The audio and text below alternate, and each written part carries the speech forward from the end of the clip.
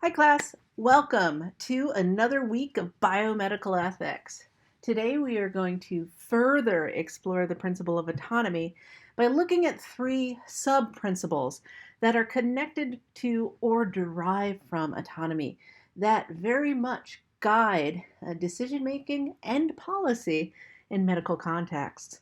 So we'll be discussing informed consent today. We'll also be discussing the importance of truth telling and respecting privacy. And we will be discussing confidentiality on Friday. So let's get started. A little bit more uplifting topics than last week.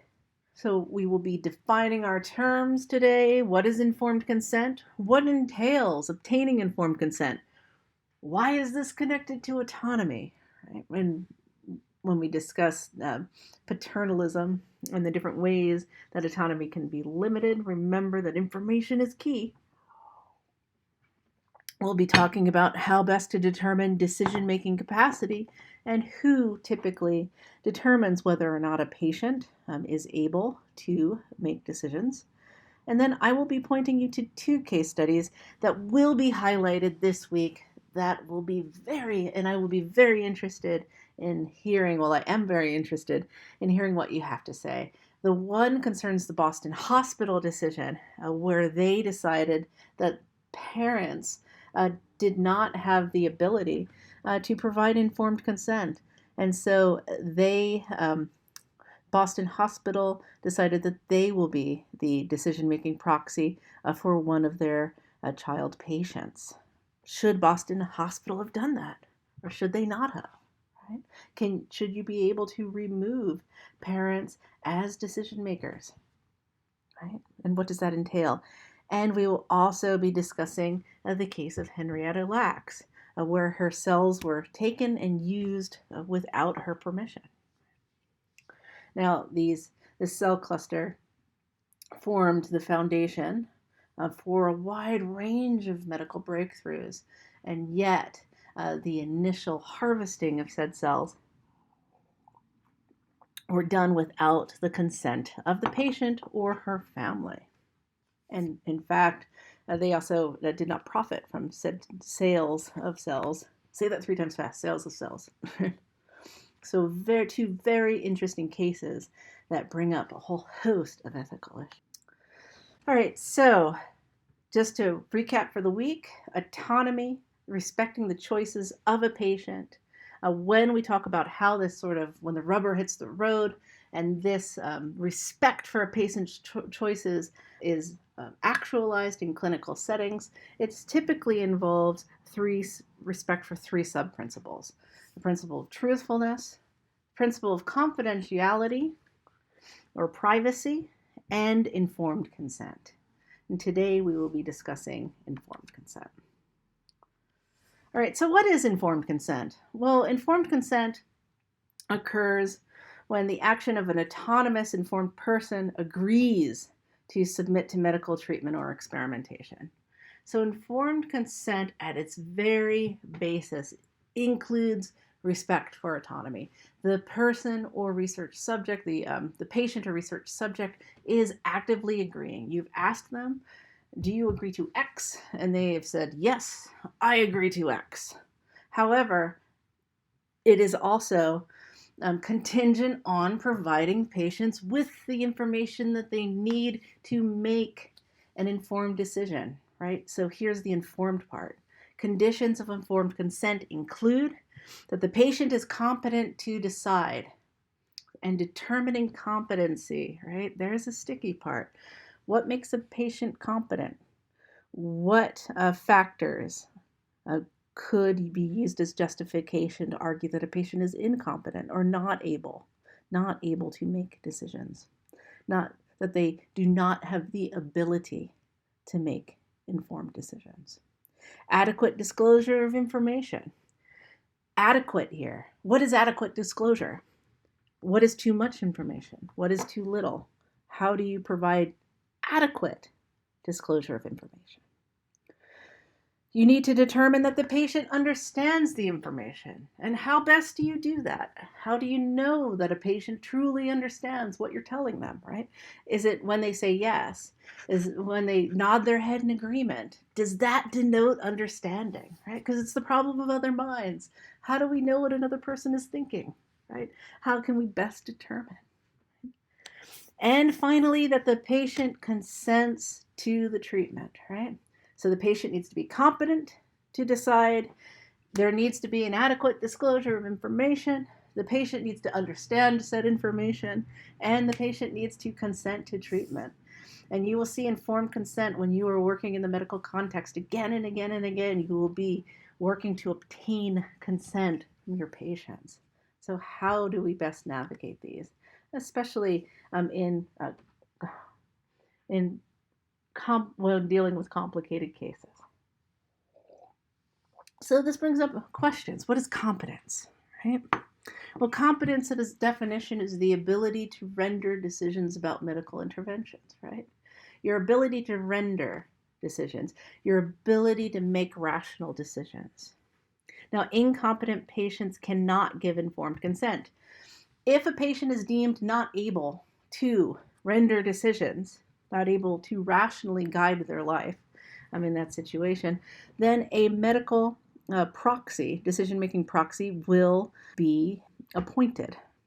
So decision-making in that case will typically fall to a surrogate, a guardian, or a proxy.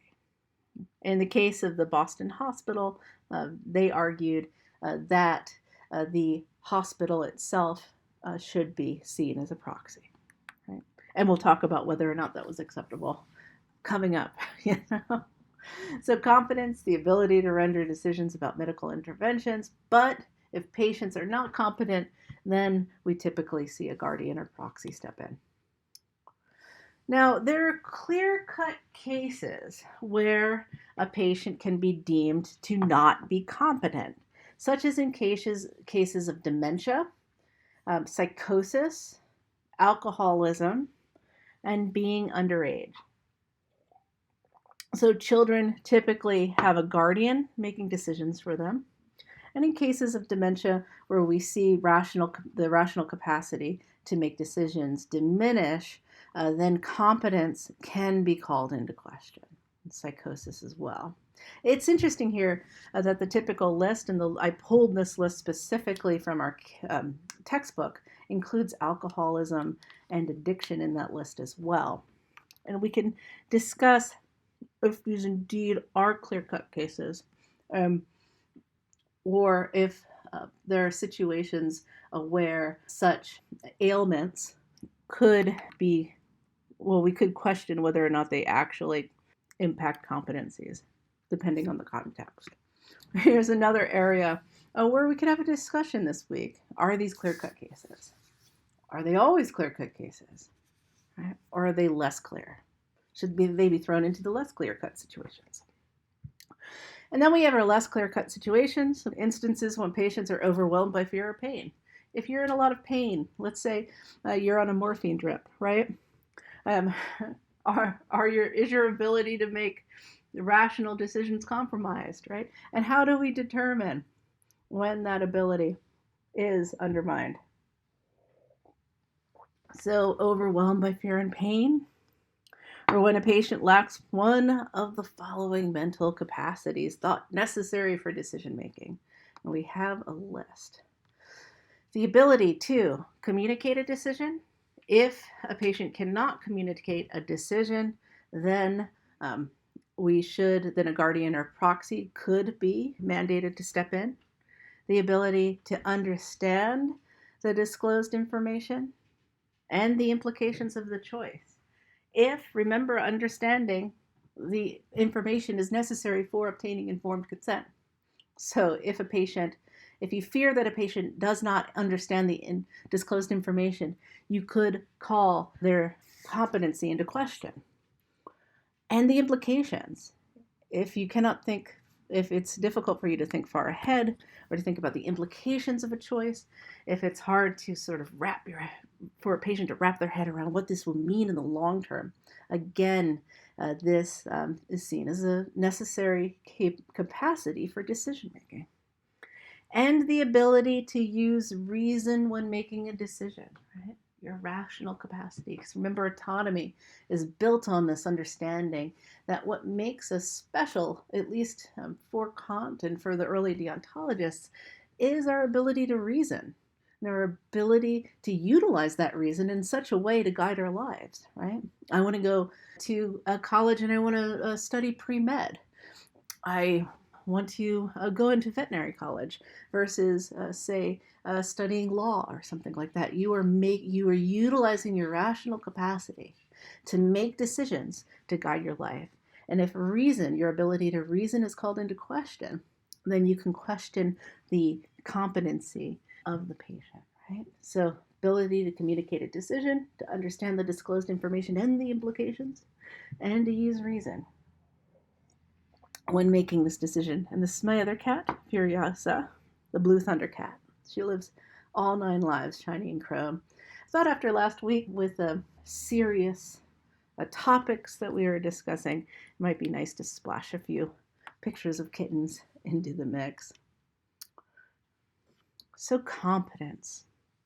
So in medical context, the attending physician is the one who determines, typically, whether a patient is able to make decisions regarding his or her medical care. Right? So we see that list, right? These are the mental capacities necessary for decision making. The medical professional is determining whether or not a patient is competent to make a decision. You need to weigh, can the patient communicate the decision? Are they understanding the information and the implications? And can they use reason, right?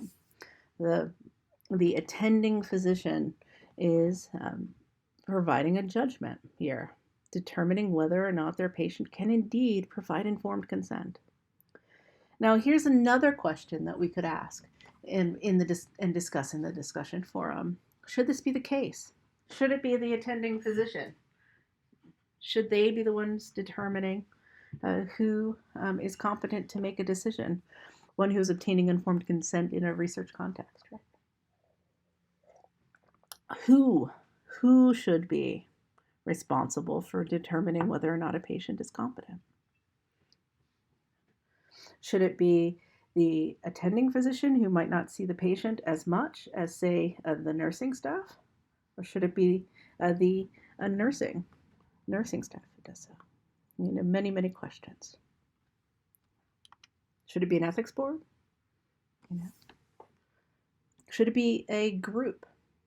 Especially in borderline cases when competency or competency could or could not be a capacity.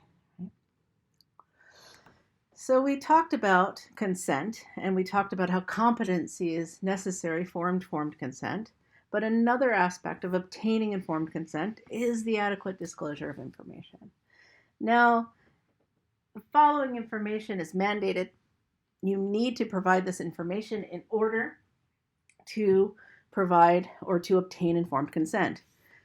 You need to discuss with your patient at all times. Well, not at all times. You don't go in there every day and be like, the nature of the procedure. But when obtaining informed consent, you need to discuss the nature of the procedure, any risks associated with the procedure. Yes, there will be, typically with most procedures, if not all procedures, potential benefits, right? That's the reason why you are performing said procedure. But it is also important to provide an overview of the risks associated with it and a fair overview of both the risks and the benefits. Any alternatives to the proposed procedure that a patient could pursue. And then finally, the expected benefits, right? So at its minimum, nature of the procedure, risks of the procedure, alternatives, and expected benefits. But what is adequate disclosure, right? How do we know when informed consent was obtained? How do we know when we've provided enough information? Is adequate disclosure when we satisfy the information needs as determined by the physician? The physician comes in and explains all of these things, but maybe utilizes jargon. There might not be a lot of understanding here. Is that adequate disclosure? What about when information provided satisfies the information needs of a reasonable person, right? So you have a common denominator, you don't use a lot of jargon, but you're providing information in such a way that most people could understand. Does that satisfy? Is that adequate disclosure? And what about if it satisfies the information needs of the particular patient? Right? So in that situation, maybe providing the more technical information that you would provide utilizing a physician-based model, you might not be providing that as much information. But is that adequate disclosure? If you, especially if you deem that the patient is not following you, right, or does not need to know all of that information, that it's superfluous to their decision making, right? Yeah. So do we focus on information needs is determined by the physician, by a reasonable person, or by the particular patient? And again, I want you to sort of think about the strengths and weaknesses of each, because these are three specific and distinct models that are typically discussed when we're talking about informed consent. Each, again, with supporters and with detractors. Okay, so I would show you a video just illustrating sort of a dramatic obtaining of a DNR in this situation from Wit, the movie Wit, which is an interesting movie on end of life care. If you're interested, I should put a link up. But as we'll see, there's a lot of nuance and interplay between these different types of obtaining, of providing information.